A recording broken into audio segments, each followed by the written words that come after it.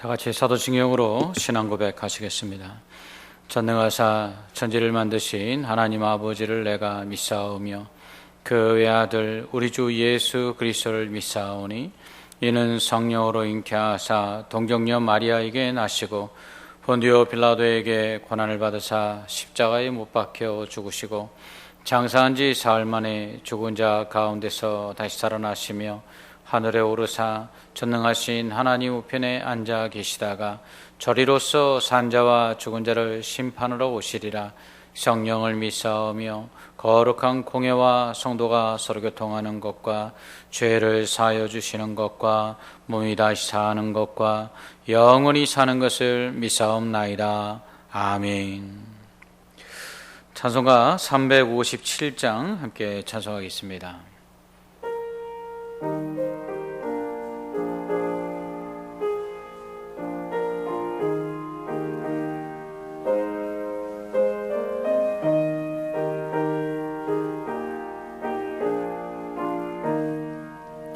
주 믿는 사람 일어나 다 힘을 합하여 이 세상 모든 마귀를 다 쳐서 멸하세.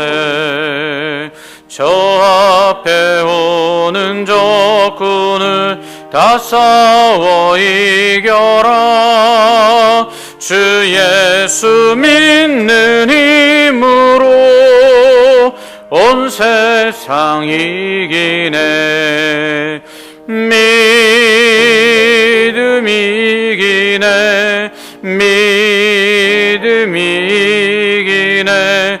주 예수를 믿음이 온 세상 이기네.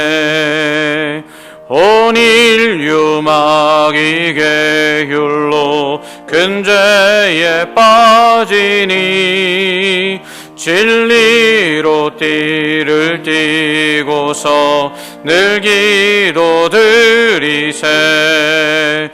참 믿고 의지하면서 겁없이 나갈 때 주 예수 믿는 힘으로 온 세상 이기네. 믿음이 이기네. 믿음이 이기네. 주 예수를 믿음이 온 세상 이기네.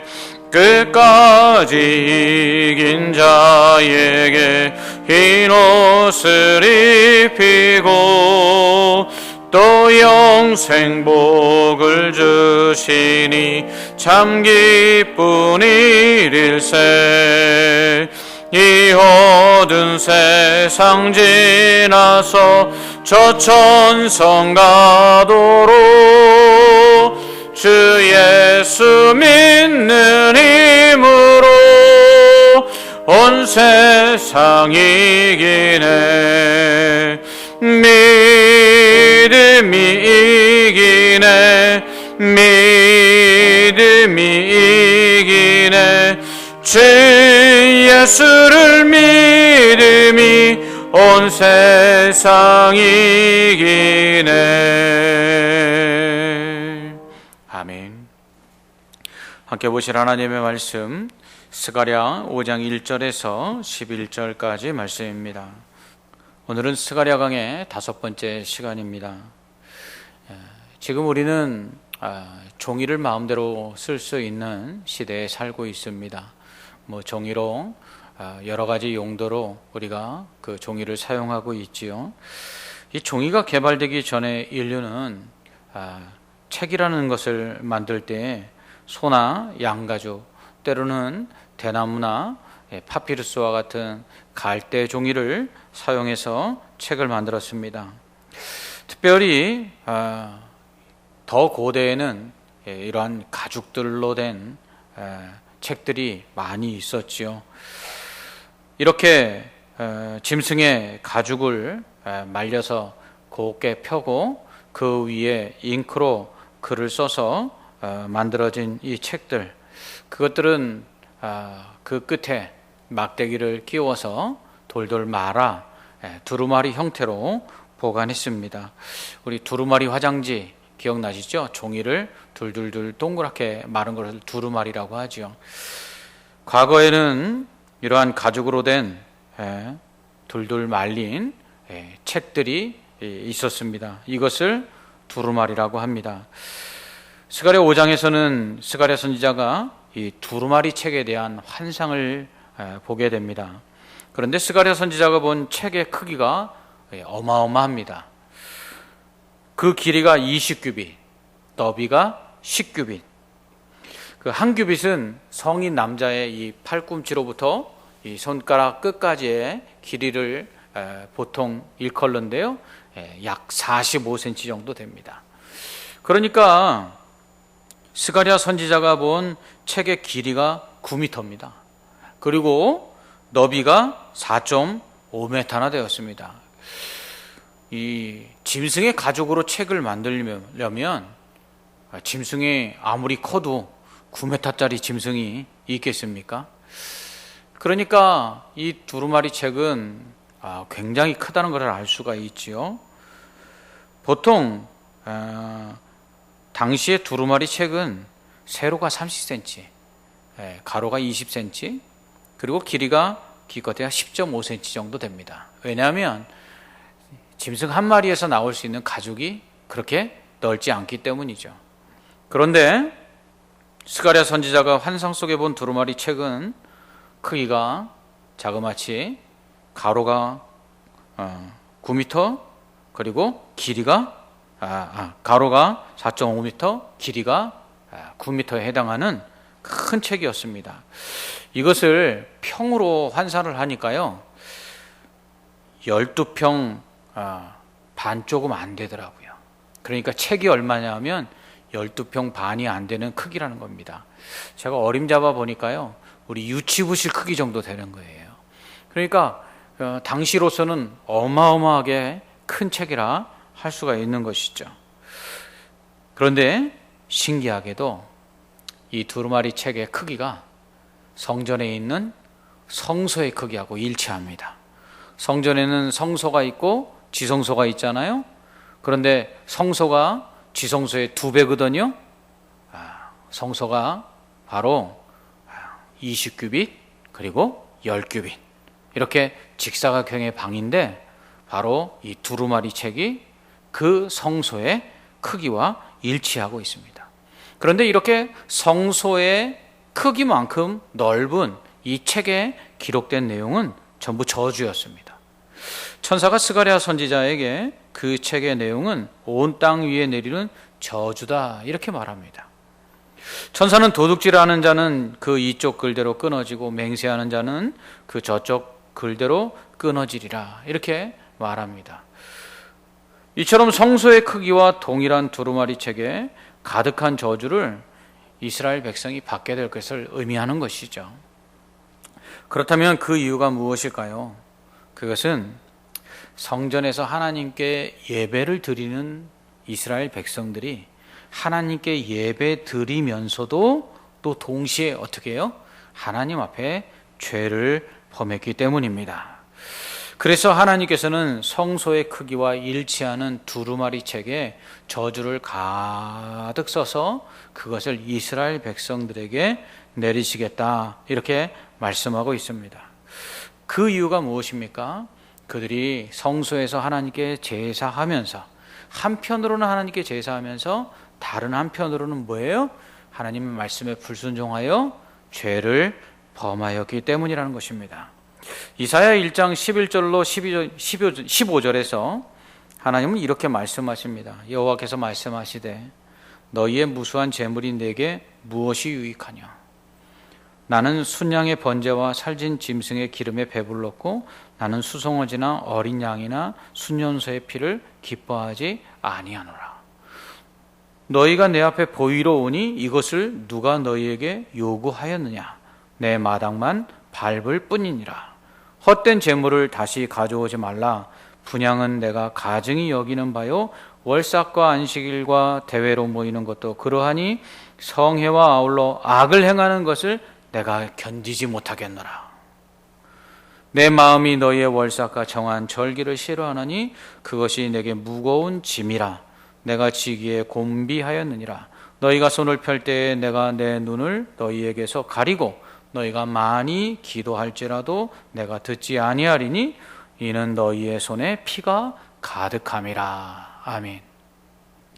이스라엘 백성들이 하나님 앞에 제사를 드리면서 또 한편에서는 죄를 범할 때에 하나님께서는 그 제사를 헛되이 여기시고 받지 아니하시겠다, 이렇게 말씀하십니다. 하나님께 제사를 드리면서 동시에 한쪽으로 하나님께 범죄하는 자들의 제사는 하나님이 받으시지 않는다라는 것입니다. 하나님을 제사하는 자들은 당연히 하나님의 말씀에도 순종해야 되겠죠. 우리의 예배도 이와 같습니다. 우리가 하나님을 예배했다면 우리의 삶 역시 하나님이 기뻐하시는 삶이어야 합니다. 바울은 이것이 우리가 드릴 산 제사요 영적 예배다, 이렇게 말하는 것이죠. 그렇습니다. 성소의 크기만큼 큰 두루마리 책에 하나님께서 저주를 가득 기록해서 그것을 이스라엘 백성에게 내리겠다고 하신 이유는 그들이 성소에 들어가 하나님 앞에 제사를 드리면서 다른 한편으로는 하나님 앞에 불순종하고 범죄했기 때문입니다. 이것은 하나님 기만하는 것이죠. 앞에서는 하나님께 예배드리고 하나님께 순종할 것처럼 하면서 뒤에서는 범죄한다면 그것은 하나님을 기만하는 것이요 하나님을 우습게 여기는 거죠. 우리의 자녀들이 앞에서는 아빠 엄마의 말에 예 잘할게요 라고 해놓고는 뒤에 가서는 학교 가서 공부도 안 하고 친구들하고 나쁜 짓 하고 하면 그 부모의 마음이 얼마나 속상하겠습니까? 그 자녀들이 그 앞에 와서 잘할게요 하는 말들이 얼마나 부모의 심정에는 더 못을 박는 이야기가 되겠습니까? 그거하고 똑같은 거죠. 그래서 성소의 크기만한 두루마리 책에 저주를 가득 기록해서 그것을 이스라엘 백성에게 내리겠다는 것입니다. 그런데 여기서요, 그 저주를 받을 자들에 대해서 특정하여 천사가 이야기하는데 거짓말하는 사람하고 도둑질하는 사람하고 맹세하는 사람이라고 이야기합니다. 도둑질하는 사람은 이쪽에 기록된 저주대로, 또 맹세하는 사람은 저쪽에 기록된 저주대로 저주를 받아서 끊어질 것이다, 이렇게 이야기해요. 그것은 무엇을 이야기하냐면 이스라엘 백성의 삶이 도둑질하는 도둑놈과 같았고요, 거짓 맹세하는 거짓말쟁이들과 같았기 때문입니다. 당시 이스라엘 백성들은 그 도둑질을 했습니다. 어떤 도둑질이냐? 이건 부도덕한 상거래를 의미합니다. 남을 속여서 물건을 팔고 부당하게 이득을 챙긴 것이죠. 맹세라는 것도 마찬가지입니다. 거짓 맹세하는 것입니다. 집을 사거나 땅을 팔거나 이렇게 매매를 하면서 하나님의 이름으로 맹세를 하는데 그래 놓고서는 속이는 것입니다. 이러한 자들에게 하나님께서 저주를 내리시겠다고 말씀하시는 것입니다. 이스라엘 백성의 삶이 이랬습니다. 이스라엘 백성들은 하나님 앞에 제사를 드리면서요, 또 한편에서는 도둑질하는 도둑놈들처럼 거짓말하고요, 거짓 맹세하여 하나님의 이름을 망령되이 일컬었다는 것입니다. 그런 자들에게 하나님께서 성소의 크기만한 두루마리 책에 기록된 저주대로 그들에게 저주를 내리겠다는 것이죠. 오늘 말씀은 우리에게 이것을 이야기합니다. 우리가 하나님 앞에 드리는 예배가 온전히 하나님이 기뻐 받으시는 예배가 되려면 이 하나님의 전에 나와서 드리는 예배만이 아니라 이 예배당 문을 열고 나가서요, 우리가 사는 삶이 하나님 앞에서 온전해야 된다는 것이죠. 그러니까 예배의 완성은 무엇이냐면 우리가 이 예배당에 와서 예배드리기 전에 마음을 다하여 준비하고 온 마음으로 찬양하고 말씀을 듣고 기도하고 하나님 앞에 경배하고 예배드리는 것으로 그 예배가 온전해지는 것이 아니라, 결국 우리가 그런 예배를 이 예배당에서 드렸다면 우리의 그 예배 후에 저 예배당 문을 열고 나가서의 우리의 삶이 하나님 보시기에 정직해야 되고 하나님 말씀에 순종해야 된다는 것이죠. 그럴 때에 우리가 이 예배당에서 드린 예배를 하나님이 온전한 예배로 기쁘게 받으신다는 것이에요. 그러니까 예배의 완성은 무엇입니까? 결국은 이 예배당 안에서 완성되는 게 아니라 저 예배당 문을 열고 나가서 우리의 삶의 현장에서 우리가 어떻게 사느냐로 오늘 우리가 드린 이 예배가 하나님이 받으시는 예배가 될 수도 있고 그렇지 않을 수도 있다는 것입니다.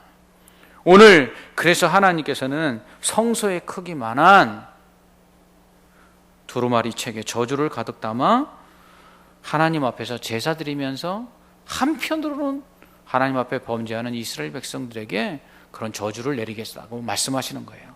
그러니까 예배 드리고 우리가 예배당 문을 열고 나가서의 삶이 하나님이 기뻐하시는 그러한 삶이 아닐 때 그것은 도둑질하는 것과 같고 그것은 거짓 맹세하는 것과 같은 것이에요. 그럴 때 우리가 받는 저주는 우리가 드린 예배에 못지않은 저주를 받게 된다, 이렇게 말씀하는 것이죠. 여러분, 10계명을 보면 1부터 4계명은 하나님을 섬기는 것이고 5부터 10계명은 이웃을 섬기는 그러한 명령 아닙니까?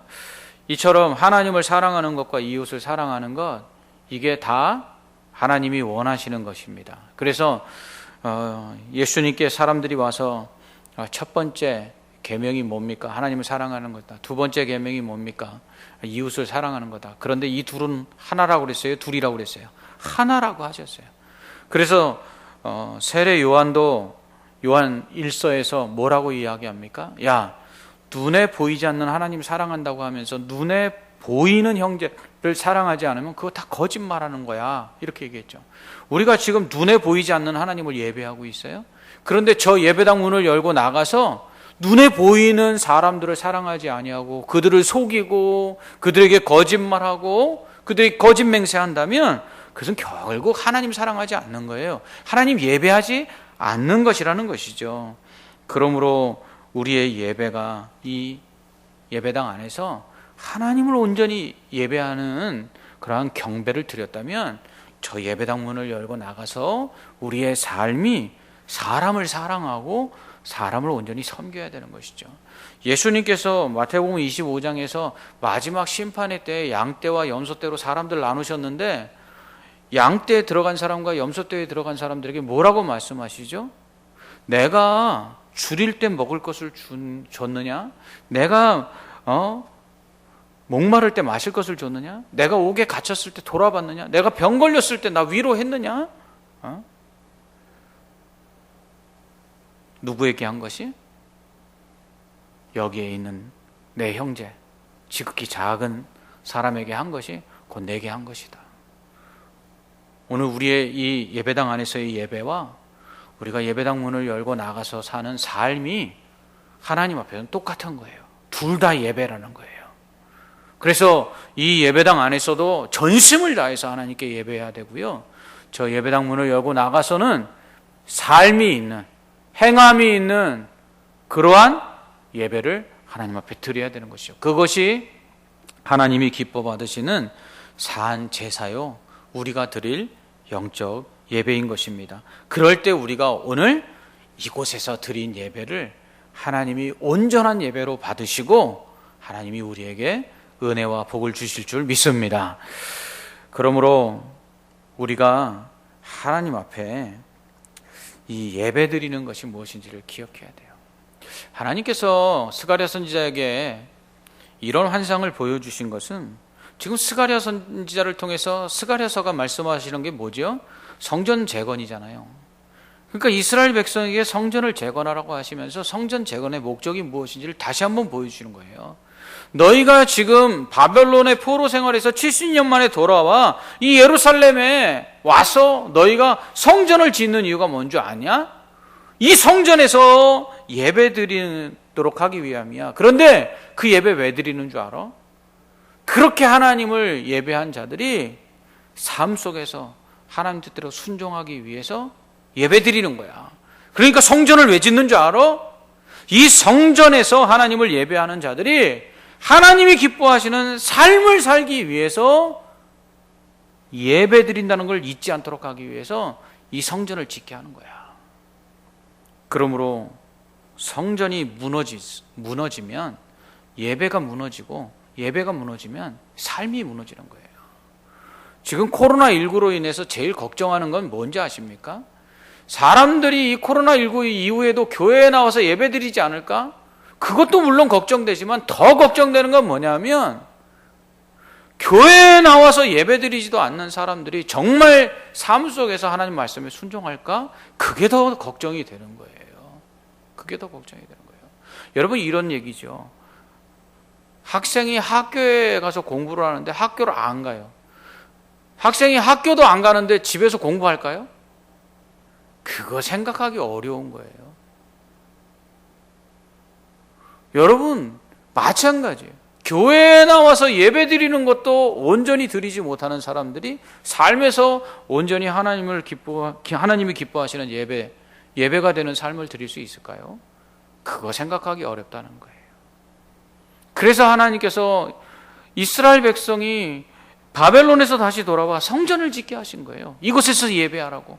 이곳에서 예배하는 자들로서 또 그 삶이 예배가 되도록 하기 위해서 성전을 짓게 하신 거예요. 그게 스가랴 선지자를 통해서 두루마리 환상을 통해서 우리에게 말씀하시는 하나님의 메시지입니다. 그러므로 우리는 이 성전의 예배가 회복돼야 돼요.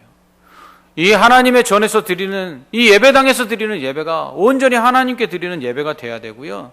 뿐만 아니라 이 예배를 드렸다면 이 예배당 문을 열고 나아가는 우리의 삶의 터전에서, 가정에서, 직장에서, 우리가 만나는 사람들과 삶 속에서 우리는 그들을 사랑하고 그들에게 주의 복음을 전하며 하나님 뜻대로 순종함으로 말미암아 우리의 삶의 산 제사, 영적 예배를 하나님께 드려야 되죠. 그럴 때 오늘 이 예배당에서 드리는 예배를 하나님께서 온전히 기쁘게 받으시는 것입니다. 이 두루마리 환상 후에 스가랴 선지자는 또 다른 환상을 보게 되는데요. 그것은 에바에 대한 환상입니다. 이 에바라는 것은 이 곡물 같은 이 곡식, 그 양을 재는 그 측량 기구입니다. 도량형 기구인데요. 우리나라로 하면은 되나 말 같은 거예요. 그런데 이 에바는 항아리 형태로 되어 있습니다. 그런데 이 에바 안에 한 여인이 들어가 있었어요. 그런데 둥근 납 조각이 이 에바의 아귀를 꽉 막아버렸어요. 그러니까 뚜껑이 된 것이죠. 이 환상을 볼 때 천사가 9절에서 이렇게 말합니다. 이는 악이라. 그러니까 이 에바 안에 들어가 있는 여인은 악이라는 거예요. 그런데 하나님께서 그 악을 에바의 항아리 안에 담아놓고는 뚜껑으로 덮어서 악이 나가지 못하도록 하신 것이죠. 그때 또 학의 날개 같은 날개를 단 여인 둘이 나타나서 그 에바를 땅 끝까지 가지고 갑니다.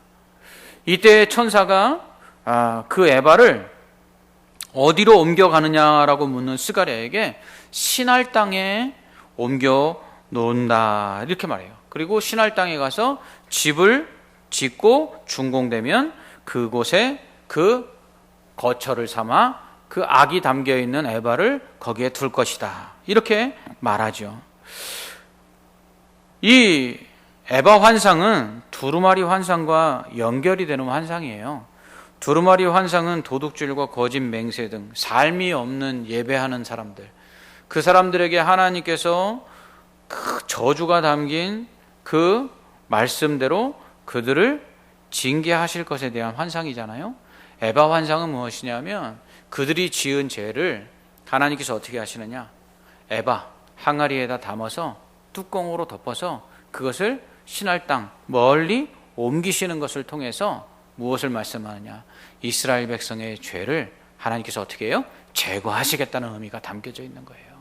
하나님께서 성전에 나와서 한편으로는 제사하면서 한편으로는 삶이 없는 가증한 이스라엘 백성들을 그럼에도 불구하고 긍휼히 여기시는 거예요. 왜? 택한 백성이기 때문에. 그래서 하나님께서 그들의 죄를 에바에 담아서 어떻게 해요?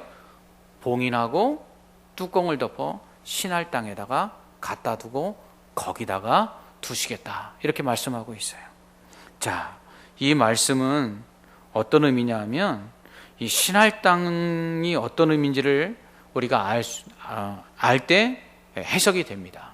시날 땅은 여러분들 잘 아시겠지만 창세기 11장에 처음 나와요. 이 창세기 11장에 나오는 이 시날 땅은 바로 노아의 홍수 심판 이후에 노아의 자손들이 하나님 앞에 범죄했던 그런 땅입니다. 곧 하나님께서 인간을 지어 놓으시고 그 인간들이 범죄하자 이제 인간 지으신 것을 후회하시고 하나님이 물로 심판하시죠. 그래서 노아의 8가족 외에는 모든 인간들을 다 죽이십니다. 그리고서는 의인 노아의 후손들이 좀 나은 사람들이 되도록 그들을 이제 이 땅에 남겨두시죠. 그런데 창세기 6장에서 홍수 심판으로 모든 인류가 다 심판을 받고 멸망했는데 11장에 보면 노아의 후손들이 많아졌는데 그들이 하는 일 역시 별반 다를 게 없이 범죄하죠. 바벨탑을 쌓습니다. 그 바벨탑을 쌓는 것이 바로 신할 땅이에요. 그러니까 그 신할 땅에 하나님께서 이스라엘 백성이 지은 악을 어떻게 해요? 거기다 갖다 두시겠다고 말씀하는 거예요. 무슨 의미냐 하면 신할 땅은 심판의 땅 아닙니까?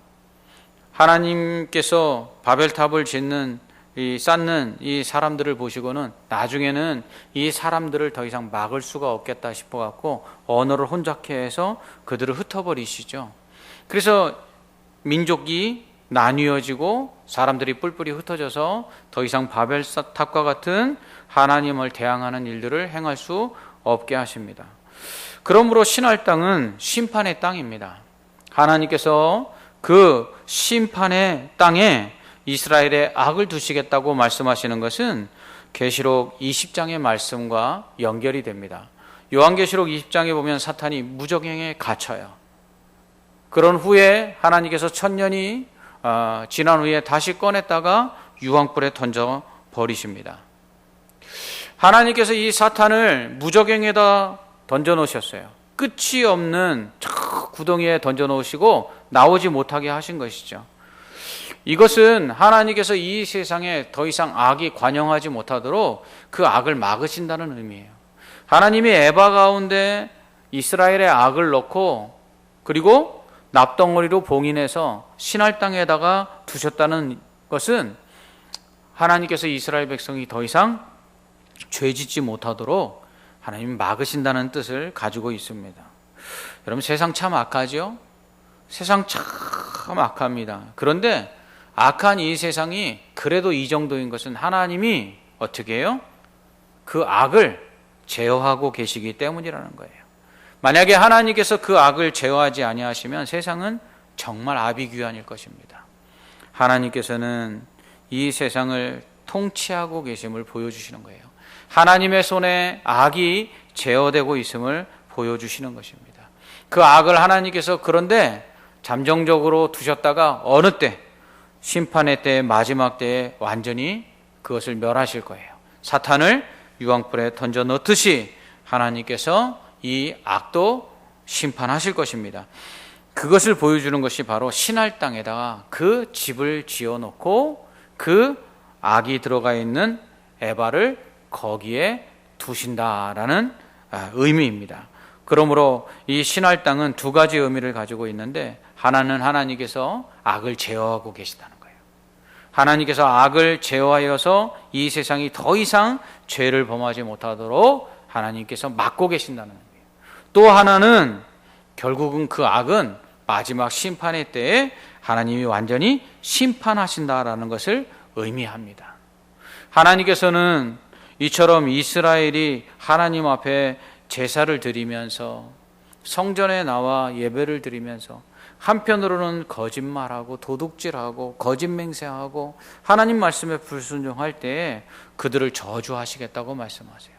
그럼에도 불구하고 하나님께서는 그들의 악을 에바에 담아 납덩어리로 봉인하여 그 악이 나오지 못하도록 하시는 것처럼 하나님께서 이스라엘의 죄를 제거해 주시고 용서해 주시겠다고 말씀하십니다. 그리고 나아가서 그 신할 땅에다가 그 악을 두셨다가 심판하시겠다고 말씀하세요. 그런데 그 신할 땅은 어떤 땅입니까? 바벨론에 있는 땅이에요. 결국 하나님께서 이 신할 땅에 악을 두셨다가 그 신할 땅, 곧 바벨론을 심판하시겠다는 거예요. 무슨 얘기입니까? 결국 악과 함께 이 모든 세상을 하나님이 반드시 심판하신다는 거예요. 요한계시록에도 그래서 세상을 심판하시는 마지막 장면에 바벨론에 대한 심판을 언급하고 있어요. 이 바벨론은 무엇을 상징합니까? 바벨론은 하나님을 대항하는 세력, 우상을 숭배하는 세력들, 권력과 힘으로 하나님보다 자신들이 더 강하다고 생각하는 교만한 세력들. 그래서 하나님의 백성들을 압제하고 하나님께 순종하지 못하게 하는 세력들을 통칭하는 것이에요. 하나님께서는 그러한 이 바벨론, 영적 바벨론, 악한 세상에 대하여 마지막 날에 심판하실 것입니다. 어떻게요? 하나님께서 이 세상이 더 악하지 못하도록 봉인하고 제어하고 있던 그 악과 더불어 함께 이 마지막 세상을 심판하실 것을 말씀하고 있습니다. 오늘 말씀을 통해서 하나님께서는 우리에게 이런 교훈을 주십니다. 첫째로, 하나님은 택하신 자들이 하나님 앞에 온전한 예배자가 되기를 원하세요. 우리가 성전에 나와 하나님의 전에 나와 이 예배당에 나와 하나님을 예배할 때 우리 전심을 다하여 하나님을 예배해야 합니다. 그러나 우리의 예배는 여기서 끝나는 게 아니죠.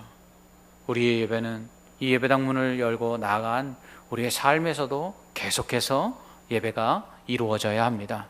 삶으로 드리는 예배, 우리의 삶 속에서 우리가 만나는 이웃들을 사랑하고 그들에게 복음을 전하고 사랑하고 그리고 하나님 말씀에 순종하는 삶의 예배, 산 제사, 영적 예배가 드려져야 합니다. 그럴 때 하나님께서는 우리에게 저주의 책에 기록된 저주를 내리시는 것이 아니라 하나님의 말씀에 기록된 그 축복의 약속들을 우리에게 주시는 것이죠. 성경은 양면성이 있지 않습니까? 성경은 하나님의 말씀에 순종하고 하나님을 사랑하는 자들에게는 복을 약속하고 있고요, 그렇지 않은 자들에게는 저주를 약속하고 있습니다. 이스라엘 백성에게 하나님께서 이런 말씀을 하십니다. 축복과 저주를 너희 앞에 둔다. 그러니 너희가 내 말에 순종하여 복을 받으라 말씀하십니다. 축복과 저주는 우리의 선택에 달려 있는 거예요.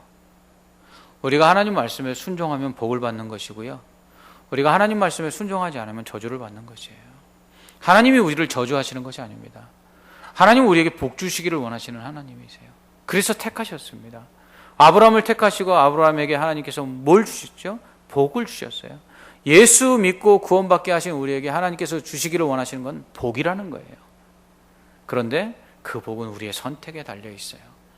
우리가 하나님께 사실 복 받으려고 예배하지 않습니까? 그런데 그 복 받으려고 드리는 이 예배가 진짜 복을 받으려면 어떻게 해야 되죠? 복 받을 짓을 하라는 얘기를 하잖아요. 이 예배당 문을 열고 나가서도 우리가 삶으로 드리는 하나님이 기뻐하시는 산 제사, 영적 예배를 드려야 합니다. 그럴 때 하나님 말씀에 기록되어 있는 저주가 아니라 하나님의 약속하신 은혜와 복을 받게 될 줄 믿습니다. 우리에게 이러한 은혜가 하나님이 약속하신 것 같아요. 이러한 은혜를 하나님이 약속하셨어요. 또 오늘 말씀은요, 그러한 우리의 죄악에도 불구하고 하나님께서 우리의 죄를 용서해 주기를 원하세요. 그리고 그 죄를 어떻게 해요? 에바에 담아서 뚜껑으로 덮어 봉인하여 멀리 두시기를 원하시잖아요. 하나님은 우리가 거룩하기를 원하세요. 여러분, 우리 안에 죄가 있잖아요. 그 죄들을 어떻게 해야 될까요? 그 죄들을 우리 속 깊은 곳에 감추어 두고 아무에게도 보이기 싫지만 우리가 그 죄 때문에 괴로워하고 힘들 것이 아니라 그 죄를 어떻게 해요? 하나님 앞에 드려서 그 죄를 완전히 우리에게서 멀어지게 만들어야 돼요. 그럴 때 우리 안에 하나님의 거룩한 은혜가 임하게 되는 것입니다. 더 나아가서 하나님 반드시 악을 심판하실 것입니다. 그 악이 담긴 에바를 봉인하여 뒀다가 신할 땅 멀리 바벨론 땅에 뒀다가 마지막 때에 그 바벨론과 함께 하나님 심판하실 것이에요. 이 세상 심판하실 때에 하나님이 이 악을 이렇게 잠시 제어하고 있다가 이 악한 세상 함께 심판하실 때에 악도 다 제어하여서 완전히 거룩한 하나님의 나라를 이 땅에 이루실 것입니다. 하나님이 원하시는 건 이처럼 우리가 하나님을 예배하는 자로서 삶이 하나님 말씀에 순종하기를 원하십니다. 죄를 우리에게서 멀리하고 거룩하기를 원하십니다. 그럴 때 하나님께서는 우리에게 저주가 아니라 복을 주시기를 원하시죠. 오늘 우리가 하나님을 예배하고 돌아갈 것입니다. 우리의 예배는 여기서 끝나는 게 아니에요. 오늘 예배당 문을 열고 나가면서 우리의 삶이 또다시 이 문을 열고 들어와 하나님 앞에 예배할 때까지 우리의 삶의 예배, 산제사, 영적 예배가 드려지기를 원합니다. 더 나아가서 우리 안에 죄악들을 하나님께 다 맡기고 저 멀리 내어버리고 우리는 거룩한 하나님의 백성이 되기를 원합니다. 그럴 때 하나님께서 우리에게 저주가 아니라 정말 하늘을 두루마리 삼고 바다를 먹물 삼아도 다 기록할 수 없는 그 놀라우신 하나님의 은혜를 우리에게 허락하여 주심으로 말미암아 더욱더 하나님께 영광을 돌리고 하나님 앞에서 기뻐하며 감사하는 저와 여러분들 되시기를 주님의 이름으로 축원합니다. 아멘. 기도하겠습니다. 오늘 우리 말씀을 기억하면서 기도하기를 원합니다. 첫째로는 우리가 하나님을 예배하고 있는데 온전히 예배하는지, 예배당에서 드리는 이 예배가 하나님을 기쁘시게 하는 예배인지, 또 우리의 삶에서 드리는 거룩한 산제사 영적 예배가 온전히 하나님이 기뻐 받으시는 예배가 되고 있는지 우리 자신을 돌아보면서 예배당의 예배가 회복되고 또 삶의 예배가 회복될 수 있도록, 특별히 이 코로나19로 이 예배당에 나와서 예배하지 못하는 성도들에게 이전에 나와 하나님을 예배하고 삶에서도 하나님을 예배하는 자들이 되도록 위해서 기도해 주시고, 그럴 수 있도록 이 코로나19가 속히 종식되기를 위해서 기도해 주십시오. 아울러 우리가 죄를 멀리하고 악을 멀리하고 거룩한 하나님의 백성이 되어서 저주가 아니라 하나님의 축복의 그 약속을 받는 복된 하나님의 사람들 될 수 있도록 위해서 우리에게 하나님 약속하신 복을 달라고 우리가 오늘 주신 말씀 기억하면서 함께 다 같이 기도하겠습니다. 사랑의 하나님 아버지의 은혜와 사랑을 감사합니다. 오늘 하나님 말씀을 통해서 우리가 하나님을 어떻게 예배해야 될지 깨닫게 됩니다. 하나님의 전에 나와 아버지 이 예배당에 나와 하나님을 예배할 때 전심으로 예배하게 하옵소서.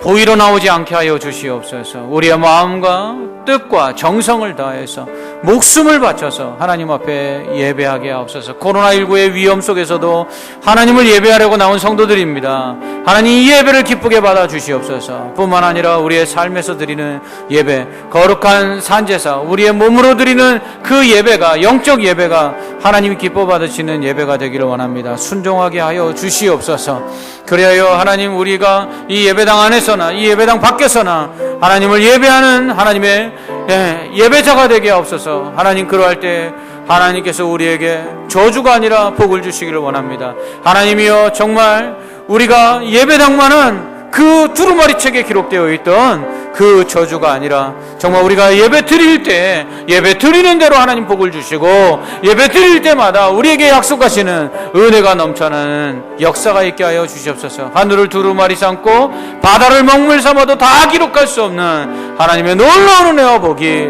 우리의 삶에 넘쳐나기를 원합니다. 하나님 예배가 회복되게 하옵소서. 이를 위하여 코로나19가 종식되게 하시고 우리 성도들이 주의 전에 나와 예배하기를 원합니다.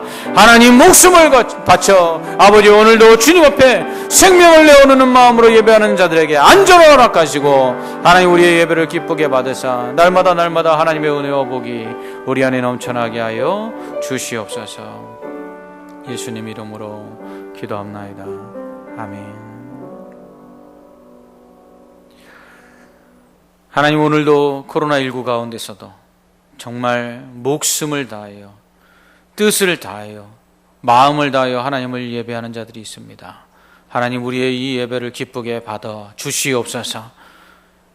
하나님의 전에 나와 예배당에 나와 예배하는 이 예배뿐만 아니라 나아가 이 예배당 문을 열고 우리의 삶의 터전에서, 가정에서, 직장에서, 또 삶의 현장에서 하나님께 드리는 영적 예배, 우리의 몸으로 드리는 산 제사가 하나님이 기뻐 받으시는 예배가 되게 하여 주시옵소서. 그럴 때 하나님께서 정말 성전 크기만큼 큰 두루마리 책에 기록된 저주가 아니라 축복의 말씀으로 우리에게 은혜를 베풀어 주셔서 정말 바다를 먹물 삼고 하늘을 두루마리 삼아도 다 기록할 수 없는 하나님의 은혜와 복이 우리의 삶에 넘쳐나게 하여 주시옵소서. 하나님 코로나19가 속히 종식되기를 원합니다. 그래서 우리 성도들이 주님 전에 나와 마음껏 예배할 수 있게 하여 주시옵소서. 뿐만 아니라 우리의 삶의 현장에서 하나님 우리가 예배자임을 잊지 말게 하시고 하나님 말씀대로 순종함으로 말미암아 우리의 죄를 멀리하게 하시고 우리에게서 악을 제하여 주시며 거룩하여서 하나님의 영광만을 드러내고 하나님이 주시는 은혜와 복을 받아 누리는 주의 귀한 성도들 되게 하여 주시옵소서. 예수님 이름으로 기도합나이다. 아멘. 하늘에 계신 우리 아버지여, 이름이 거룩히 여김을 받으시오며 나라가 임하시오며 뜻이 하늘에서 이루어진 것 같이 땅에서도 이루어지이다. 오늘 우리에게 일용할 양식을 주시옵고 우리가 우리에게 죄 지은 자를 사해 준 것 같이 우리 죄를 사하여 주시옵고 우리를 시험에 들게 하지 마시옵고 다만 악에서 구하시옵소서. 나라와 권세와 영광이 아버지께 영원히 있사옵나이다. 아멘.